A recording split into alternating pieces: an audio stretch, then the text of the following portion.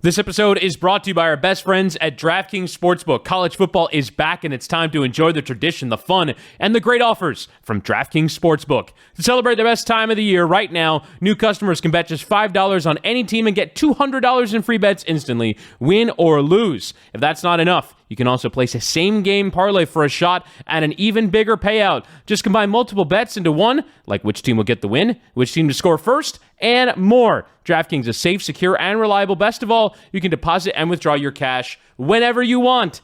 Download the DraftKings Sportsbook app now. Use promo code DAN. Bet just $5 on college football and get $200 in free bets instantly. That's code DAN, only at DraftKings Sportsbook. 21 plus in most eligible states, but age varies by jurisdiction. Eligibility restrictions apply. See DraftKings.com/sportsbook for terms and resources. Gambling problem? Call 1-800-GAMBLER in Tennessee. Call or text the Tennessee Red Line at 1-800-889-9789. In New York, call 877-8-HOPE-NY or text HOPE-NY 467-369. One per new customer. Minimum $5 deposit and wager. $200 issued as 8 $25 free bets. This is the Dan Le Batard Show with the Stugatz Podcast. We're presented by DraftKings Sportsbook, an official sports betting partner of the NFL. Download the DraftKings Sportsbook app today and use code DAN for a special offer when you sign up. That's code DAN, only at DraftKings Sportsbook. Oh, everyone knows what that music means. Yeah. Moana? No, it's Winning Wednesday. It's you should know this music by now. It's the third time we've played it after losing the original one. So, This is better than the original one. the Winning Wednesday original theme got purged because we had something weird happen with the J Drive, and anything that was saved over the summer was lost. But that won't affect the Sueys, don't you worry. We'll just forget the usual amount that we do every year with the Sueys. But it's a Winning Wednesday, and we haven't been that bad lately. No, we've kind of found our groove, fading Tony a little bit. Remember, if we win once every 3 weeks, you're in the black. Hall of Fame. Yeah, these are plush juice. These are single game parlays. That's juice, J-U-I-C-E. And parlays and boosts and all sorts of ways. You said juice? Juice. So what are we doing today? Are we going to do a Phony Tony, or are we actually going to be experts? So we're going to do half and half. So I have asked our friends over at the Underdogs podcast if they may provide us with one pick for our Winning Wednesday. Underdogs and the Le Batard and Friends podcast network. Be sure to check that out. Tom Haberstroh. And the pick we got from Jordan Brenner is over half a first inning run in the A's Marlins game. Plus 125. The stat that we have been given here is that Cole Irvin, who is on the bump today for the A's, has given up a first inning run in 11 of 22 starts, including 4 straight. Wow. So over half a first inning run. Plus 125, first leg of our bet. See, they give you stats. You know what I give you? Feel. I give you gut. I give you winners is what I do. There you go. Okay, so what I'm feeling right now, I've been looking through the slate. I'm really high on the Diamondbacks right now. D-backs. Yeah. D-backs look good, play good. Why are you... Wait, they look good, play good? Yep. What? Are you just going uniform there? A little bit of both. Are you doing form? No.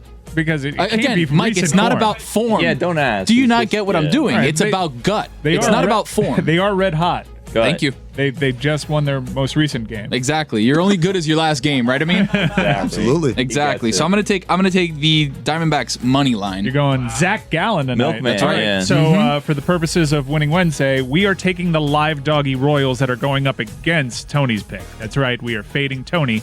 It's a phony.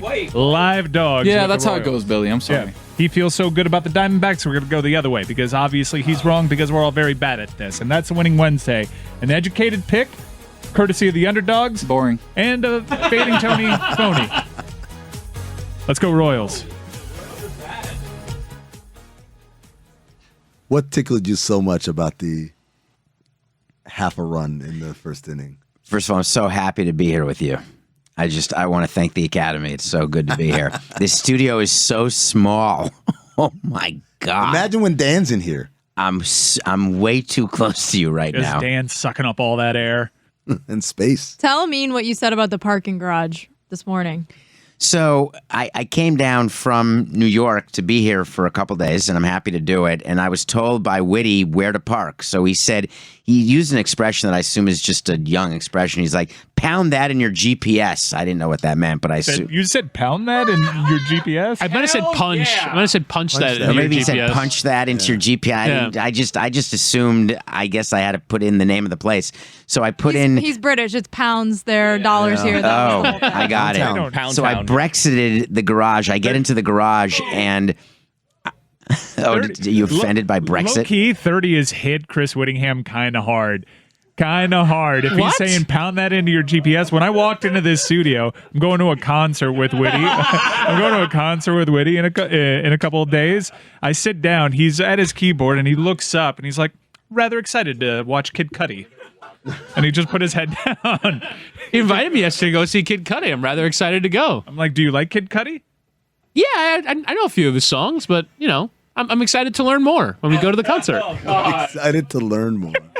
But are you going to listen to his songs before you go? That's the question. You do homework. Yeah, you know, Mr. Solo Dolo and all that. Witty, we were in high school around the same time. We graduated at the same time. You did not know Man on the Moon. Day and Night, know that song? Yeah, but you didn't listen to that in high school? It was like the formidable years of our high school listening. It was like Kid Cudi, Wiz Khalifa. That was your generation's emo music. Yes, it was. Man on the Moon? Oh, my God. 100%. Super emo. I love that album. Yeah. Love it so much. I when I was going through my darkest times with the Suns, that was the album. Oh, my God. He just made an album for me. Wished you worked for the Moons. Oh. That was less than stellar. Oh, brother. That had the smell of the Pelican Garage. Intergalactic, you and me. Great song. I love that song. But Cudi tapped It's about into, mushrooms. Yeah, Cudi just tapped into something. So- I was just like, I was right there for him. I want to Are you hear kidding me? A half Latino Browns fan who lost a parent? Yeah, just like right in my veins. You have trouble sleeping? So do I. Let's go. Why are you going to a concert together? Is this like a get-to-know-you date? Is this a because we're friends outside of the box date? We've gone to plenty of concerts together, haven't we? We've gone to England together. Yeah, Like yeah. a We saw concert seems very Robbie Williams in England together. Robbie Williams. Yeah. Wow. What's the name of the group? Westlife? Oh my God, no! Was that the original? What was the original group called? No, it's they Take had that song. Whatever I said, whatever I didn't mean it. I remember I was in I just Europe. want you back for good. I was in Europe when he went solo, Take and that was That. a big. It was Take That, right? Take That. Yeah, it was a big deal when he went solo. Yeah, Like it was like Beyonce leaving Destiny's Child for them. but he wasn't supposed to be the star. He was the bad boy of the group. Yes, he was the bad boy. He He didn't had an have the earring. singing chops. That's how you know. But then he had hits. I love Robbie Williams, but by the time we got around to Robbie Williams, it was just us and a bunch of moms. Yeah. It was just a big mom crowd. He was touring a Christmas album that I actually fancy. I love that Christmas album. He has a song with Tyson Fury on that album. It's not bad. I went to. I was in Vegas, and there was a New Kids on the Block concert, and let me tell you. The casino was swarming with women about my age and a little older who were just swooning over the prospect of catching a glimpse of Donnie. You know? Yeah. Were you trying to get scraps? Like, or you just were gambling? Scraps. Or? I'm gambling again.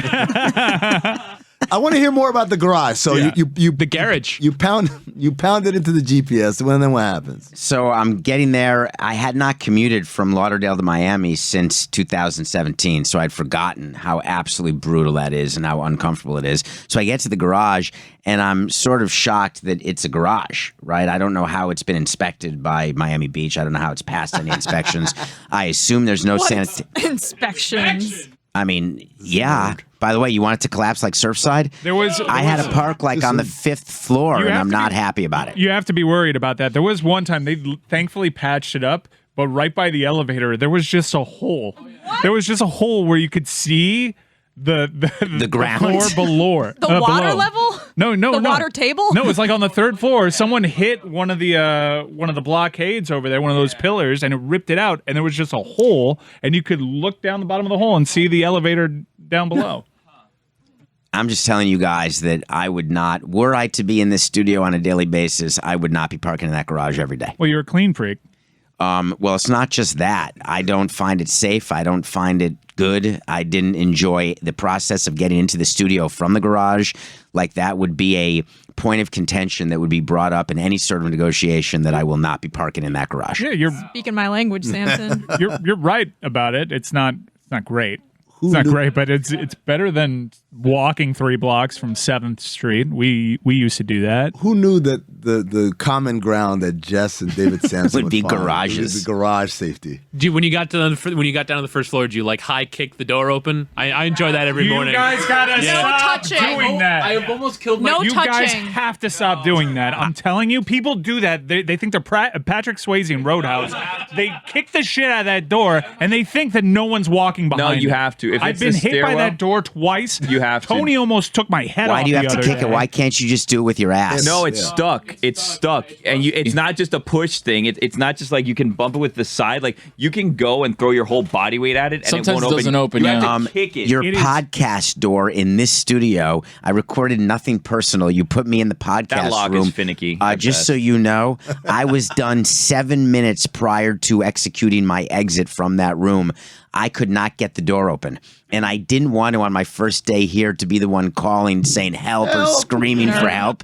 It was locked or closed in a way that made it impossible to open. You guys really need to stop kicking that garage door open. It is so freaking dangerous. There was one time, because I take the stairs, right? I like a nice little jog in the morning. I usually go down 3 or 4 flights of stairs. Attaboy. And then when I get there, I mean, I am like Israel Adesanya. Like, I am kicking that door like almost off the hinges, okay? so bad. No, you don't have to. problem There's is- someone walking. but Mike, how do you get out of it? Wait, hold on. There's a way to measure the kick though, where you kick it hard, I've been more but measured. not hard enough to where like it just pops it open. That's why you should use your ass or your shoulder. No, David, doesn't work. The ass doesn't work. Yeah. There Mike, was what do you one do? lady- Mike, you're complaining about the kicks. What do you do? I don't actually walk down that stairwell because I find it so disgusting. I either take the very dangerous elevator or I walk down the ramps. You walk Which is down also- the ramps? which is That's By the way, the so cars are going dangerous. so Yeah. fast. I almost Yeah. got into a Really crash dangerous. going up the Yeah, ramp, by no, the so way. dangerous. Because someone was coming down and there's You not gotta look out enough for the valet. space. Well, the for garage. both. One of my favorite features about this death trap of a garage is that they've removed like some of the mirrors that show you when the cars are on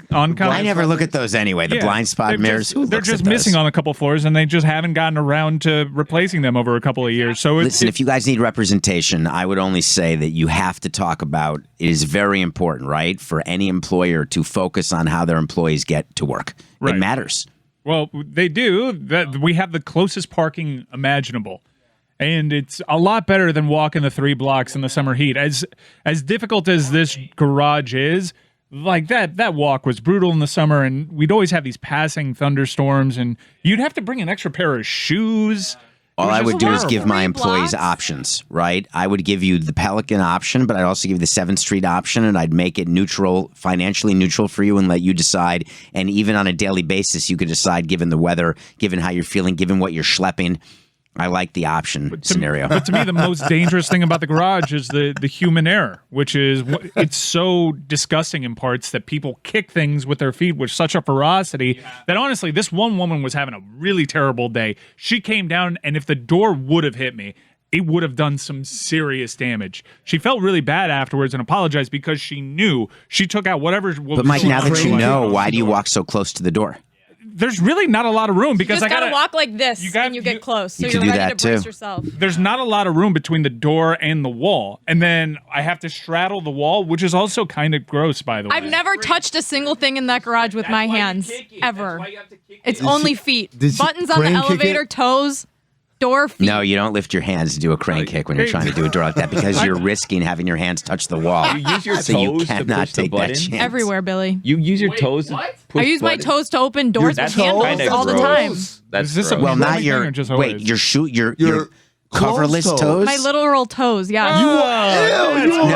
No, she doesn't mean that. Time out. That's why That's I why we can't. shouldn't be touching. That's why we're kicking Wait, the let me door. see the shoes right now. Weird-ass toes. You're talking about your I'm not actual putting my toes? feet on video, David. No, but your actual toes? When I'm wearing sandals, That's you know, the same- I'll oh, slip so a you toe don't. out. I'll She slip a does. toe out. Oh, disgusting. I'll let a toe out. This is I'll press a button with a toe. 2 Americas. It. 3 Americas? Making Daniel Day-Lewis proud. Just What? disgusting. What? Just do me No, a favor. my left foot. My left foot. Anybody? Data reference. Yeah. Data reference. You I think- use my right, though. That's a dated reference? Well, she wasn't born. Yeah, my when it left came foot out. is a dated. Oh, so she hadn't seen it. Daniel Check. Day-Lewis has been retired for what, 8 years? Phantom Thread was his last movie? Great flick. So to make a short story, obviously longer, I made it in, but there was someone to help me touch the doors and show me the way, because otherwise I never would have found the way, which was through the kitchen, up the stairs to the right with a pass, then stop and say hello, and then record nothing. Do you travel with like a hanky? Oh, ladies and gentlemen, podcast audience, he just pulled out an actual handkerchief. A plaid hanky. Like an boxer briefs. Yeah, it's not a boxer brief. What are you talking about? How many of those do you have? I had underwear that I have a rotation about 50. 50 hankies. They're not blow. They're not show. hanky. They're to touch and for sweat. Oh, no. You But got to then have a different one for sweat, Yeah, right? then you're rubbing the dirty stuff on your you face. can't have Two different sides, so it's based on how I fold it. It's based on how I fold it. Do you do a new one every day? Or Yes, how of often? course. Ooh, Of what course. scent is that? I see a little Bath and Then Body you've Works got situation over there. Then you've got sanitizer, and then you've got Listerine. I always use hand sanitizer after I press the button with my foot, by the way, because of germs. You need obviously. foot sanitizer. Yeah. What do you They mean? haven't quite invented foot san. It's like fungal powder is what foot sanitizer is. Tough acting, tenactin. Boom. Tough acting. I got fungus when I was a kid. You know what's funny? When I was a kid, Revelation. I would yearn for products on television that I didn't That you didn't need? Yeah, like, oh, Like Trojans? Athlete's foot looks so fun. Like, they get the little spray and stuff. I was so disappointed when I used Tinactin and like cartoon little green fungus wouldn't disappear. Didn't die. Yeah. I had to assumed get that the was part of it. special, disgusing smelling cream when I had athlete's foot as a kid. Terrible. I have very bad feet. Never had athlete's foot. No? No. It's weird that I've never used tenactin. What about ringworm? Ringworm and athlete's foot are Careful with related. that. Those are like for dogs, right? That's not. No, like amateur Fernando wrestlers. Tatis has Rest- ringworm. That's why I took steroids Oh, to that's cure right, the yeah. ringworm. Yeah. Oh, no, it wasn't ringworm. I totally forgot. If you're going to lie, what is your view of how long a player should stick with a lie before stopping? Forever. Oh, so you die with the lie. I die with I don't mean in your regular life. I mean like as a player giving you an excuse. Like Pete Rose. You got to be like Pete Rose. I didn't do it. I didn't do it. He has not died with the lie. He's acknowledged gambling. Did he? The only thing that he has not acknowledged is gambling On against the his Reds, team. right? Like- Against his team. But- Well, so he's bet on the Reds. Yes. Yeah, do you subscribe to the theory that any time that he wouldn't bet on the Reds, therefore it's a bet against the Reds? How much time, David? not. How much time did Tatis have between when he found out and can come up with that lie? Because like he has to appeal it at some point, right? So he's known it's gone through the appeal process, and then there's probably like a little window. He and did then all not that appeal. time- He didn't. He did not appeal. So the way it happens is you get a call from the union saying that there's been a positive test. They then run it again. And then if it's positive again, then they will give you an opportunity to appeal. And you can appeal, and then you can drop the appeal anytime before a decision is made, right? When new information comes to bear, the union will call you and say, listen, not only do they have you having tested positive, but we've sent it to 3 labs. And by the way, what you're claiming, you're going to argue that you took it from a medicine in the Dominican that helps ringworm. We know for a fact that what you took and tested positive for only comes in a syringe, right? The amount that you tested for when you put it in your ass. Okay, I'll drop the appeal. So there's that whole time that you get. But how much time did he have to come up with that lie? It can be basically? weeks. Jeez. It can be weeks. And then when you drop the appeal, then it's announced. And that's the only time the team is told. So everyone who thought the Padres were aware of Tatis testing positive, that is not accurate. Yeah, because the conspiracy theories are like, well, that makes the Juan Soto acquisition make a little bit more sense. And I'd be the first to try to MF AJ Preller, right? The GM What's of the your Padres. problem? He's a liar, and he's So you don't ineffective like and he's him bad because for of the that? game. He's not a liar. What did you say? I only had it in my left ear. I think takes one to know one? Is that why they're all laughing? It's the younger Some version of variant that. of that. What's the younger version of that? Real recognize real. But he's not a liar, David. He merely displays the behaviors of someone who lies. Yeah, Okay. Yeah, you can't. So it's a sweeping character. we can quibble organization. with bits all we want, but I don't even know what I was saying. Forget But it. you called David, him. Thank you told so us- much, told us everybody. in Big Suey, lying was your drug of choice. It was a callback. Yeah. Okay. So let me explain the way I lied. I lied in a way that would do the maximum damage to family and maximum damage to the profitability and the ability to make money in work. Oh, okay. So like little white lies. No, mine were neither little nor white. Oh, that's a Harry Styles, by the way. That's a song, Little White Lies? One Direction, yeah. David, I have another question about Tatis. So is it possible that MLB holds on to that suspension since he's rehabbing before they announce it? Like, let's say he tested in spring negative, right? But they're like, well, we're not going to announce it now because he's not going to play anyways, and then they wait until he's going to come back to put that out? No. So it's a nightmare, right? For MLB to have had Tatis test positive has been a nightmare for them. He was their face. He was the one who they wanted. They wanted him in the World Baseball Classic. They wanted him back on the Padres because Juan Soto is great, but Tatis is a far bigger personality. And so if there was a chance the Padres could play the Dodgers in the playoffs, the networks really wanted that. MLB really wanted that. So they're totally despondent. And so they would check that sample multiple times, right? It's not that they don't want to catch someone like that. They'd rather do releases where they catch the minor league players or the crappy relievers, right, who test positive and get suspended. They don't want to suspend Tatis. So once they find out, they want to get it done because they want him back as quickly as possible. That's like is it Tarkanian who had the quote about the NCAA was so mad at Kentucky they gave Cleveland State 2 more years of probation? That's the concept. That's always fun, right? The idea that like we've got to make an example of someone. How about him? Not him. We can't. He's too good. Reel it back some. Real recognizes real. Yep. I am using that. I may want that on my tombstone.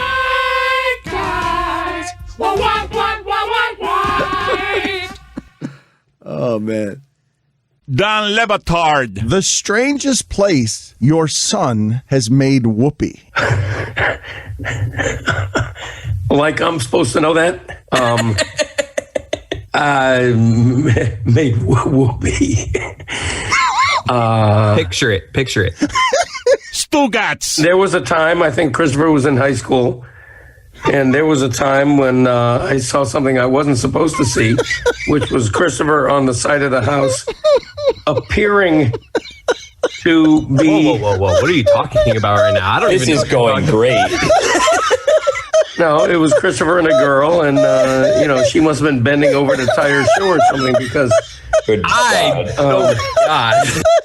The correct answer is in his father's garage.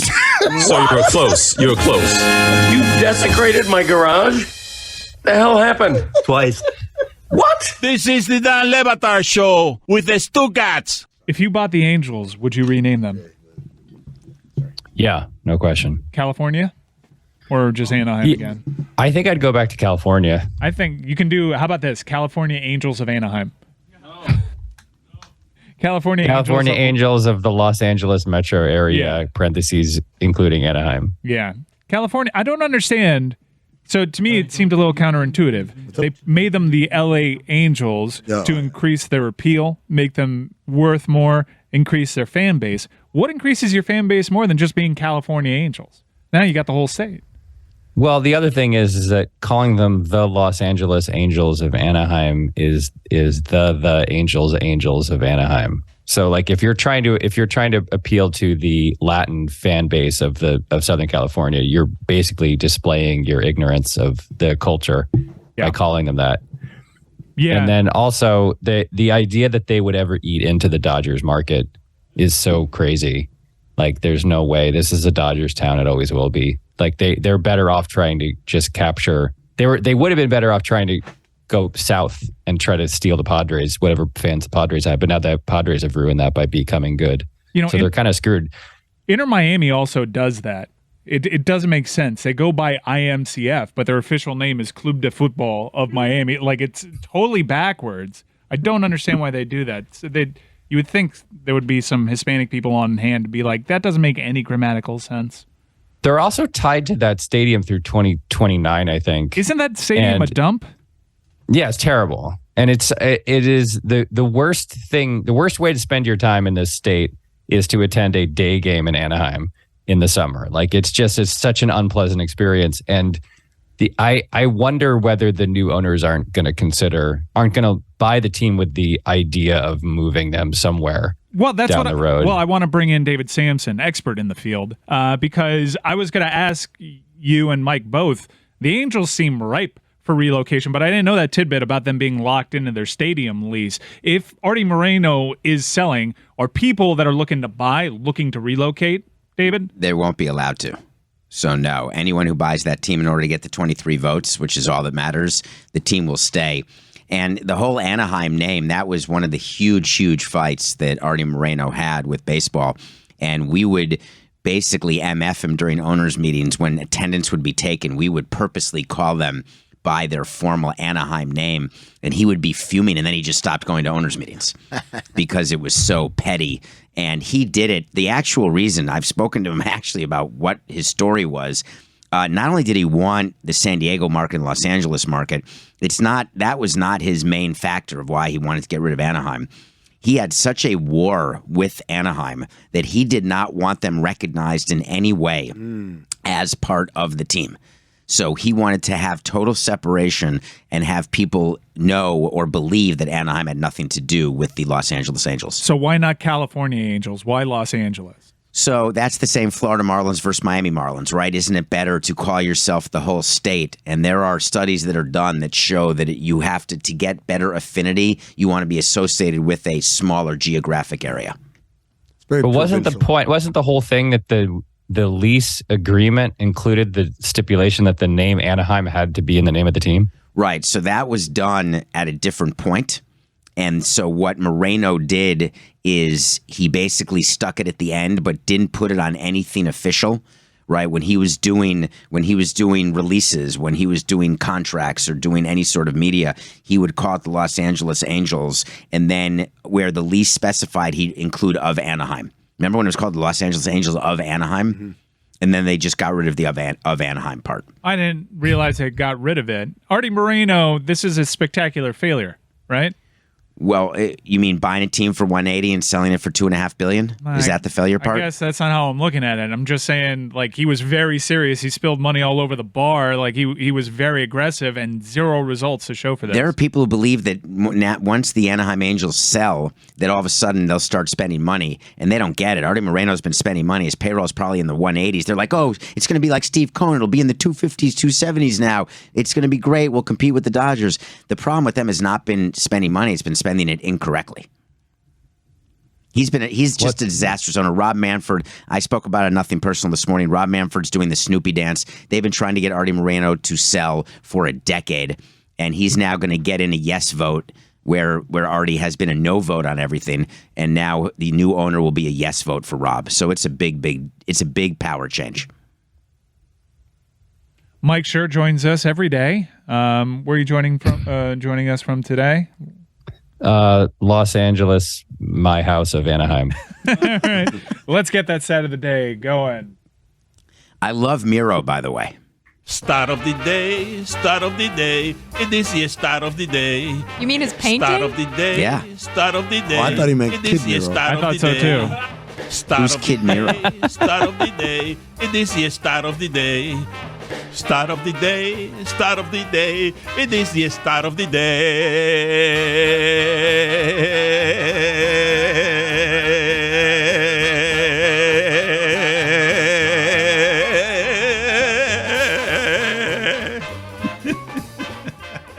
I'm impressed that you correctly identified the illustrator who made that painting Artist behind me. Oh, Well, same Miro's thing. an artist, not an illustrator. Let's start with that. Let's learn how to take a compliment. No, number two. Just say thank you, man. Just say no, thank you. David. Don't you want to know he's not an illustrator? That's like anyway. So Miro was the colors of Marlins Park is based on Miro. So that true? Jeter, I think, got rid of all of them, but there was a red quadrant and a blue quadrant and a yellow quadrant and a green quadrant. Those are Miro's palette colors. And so there's a huge Miro mosaic at Marlins Park. By the way, has anyone been to Marlins Park? Is it gone at the entrance? I don't remember seeing it. I remember the home run sculptures outside now, but No, when you walk in the main entrance, right sort of between first base and home plate, there's a huge mosaic which is a tile piece of art by Miro. And I have no way of knowing if it's still there. There was a Roy Lichtenstein in the ballpark who Really? has a similar color palette. I don't know if it's gone now or not. There was a Kenny Scharf, the huge painting. Is that still there? Has anyone I been? didn't notice any of it, but if I had seen it, I definitely would have been like, oh, it's a fake. This is one hell of a stat. I miss Stugatz. Joan Miro's greatest dream, famously, was to have his work displayed in front of a taxpayer-funded ballpark that no one goes to. Yes. Yes, as a matter of fact. I'm so glad you were able to. Listen, I appreciate your input on that, but his estate was only too happy to take the payment for that. All right, fair enough. So I appreciate what you're saying. And by the way, just at least get the stat right? Taxpayer funded is not accurate. I'm happy to correct it for the umpteen millionth time. But if you'd like, it was a 66-33 deal where 33 to 34% was privately funded, and the other 66% was funded by not a new tax and not an existing tax that got greater. Mike, we got a stat here. Stat, anybody? No, I'm trying to look at him. I'm looking at you guys. Believe me, I'm not stuttering. I've said the same thing over and over again, but it's just complete ignorance of people to say, "Oh, it's taxpayer funded." He complimented you on his way in. Just say thank you, David. Say thank you. Jesus No, Christ. Not gonna do it. Illustrator. David, it's nothing personal. I'm not taking it personally at all, Billy. This is all brought to you by ZipRecruiter, the smartest way to hire. Nice job on the read. You're joining us tomorrow. Impressive. Folks, you guys know LeBron James, the basketball player? Yes. LeBron James. I've seen of it. LeBron James has played in his career 11,035 minutes in the playoffs. That's 266 games. 11,000 minutes in the playoffs, which is 1,000 more minutes than Steph Curry and Draymond Green combined. And in those games, he averages more points than Steph Curry, more assists than Steph Curry, as many rebounds as Draymond, and his career plus minus in the playoffs is plus 1,310. So LeBron James in the playoffs is basically Steph Curry plus Draymond Green and 1,000 more minutes than the two of them combined. That's incredible to me. And yet, same number of rings. Where's Michael Jordan in that list? Well, the problem is the most sites didn't keep plus minus stats before like 97, 96. So they have incomplete. There's a box plus minus for him. He's number one in box plus minus. But they'd have minutes, right? They have minutes. I don't know if I don't think he played more minutes. Enough with the plus minus. Box plus minus. You put the rings in a box. You count them. He's got 6 of them. Are you a ring guy? Good job. I'm doing a bit. No, but are you a ring guy in general? So do you agree that you can be the best player in a sport and have no rings? Yes. And if you've got the most rings in a sport, it's not relevant. So Tom Brady having 7 rings does not mean he's better than Dan Marino. It doesn't, but also his body he's of better work. than Dan Marino. Yeah. But also he is. But I'm saying in general. Better than Dan Marino makes him better than Dan Marino. Right. Just by virtue of being a better player. Yes. What about, but in an individual sport, Grand Slams, do they matter more than other tournament victories? Yes. Because that's an individual sport. Yes. There's the factors around that are influencing are, for the most part, under the control of the athlete. Not like, I had a bad wide receiver or my center. J.R. Smith didn't know the score. Yeah. That type of thing? I've got a Tom Brady theory, by the way. What's that? Seeing some of the photos from training camp after his return. From Masked Singer? He went into the shop. Got a little touch-up. Oh! He got a little touch-up. I'm not saying he wasn't down. I didn't talk to anybody. Where? What's your theory specifically? Because now I want to look. Look, I am not going to say that he didn't have personal stuff going on. I'm sure he might have. That counts as personal. But I'm sure he might have. But I'm saying during that time period, dude went into the shop. That hair is looking full.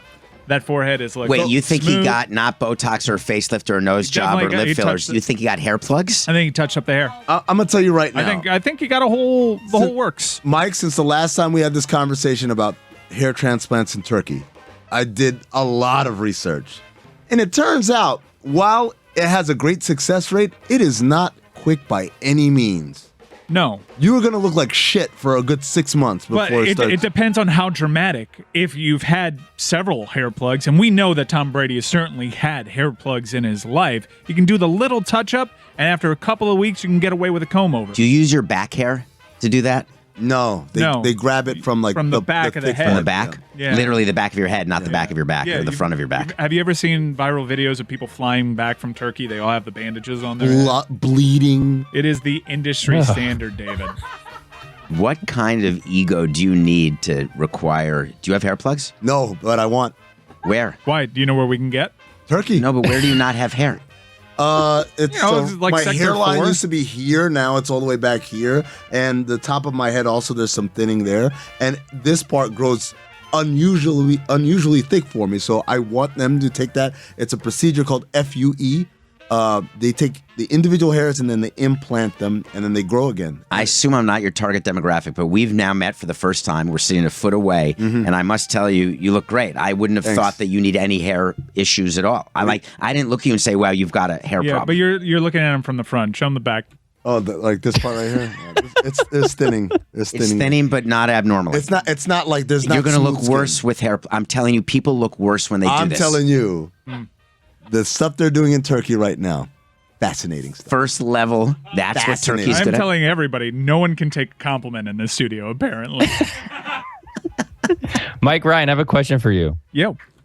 Do you is it your theory that remember when Brady had the Riggins hair where it was like long and flowing in the back? Was that him like prepping for a surgery? Is that what that was? Yes. Like he was you grow it out so that you can then either hide what you're doing or else. Yes. The follicles are what's most important here. I thought what Mike was saying was that you grow it out so that when they implant it, it's a nice long hair. It's a nice long strand.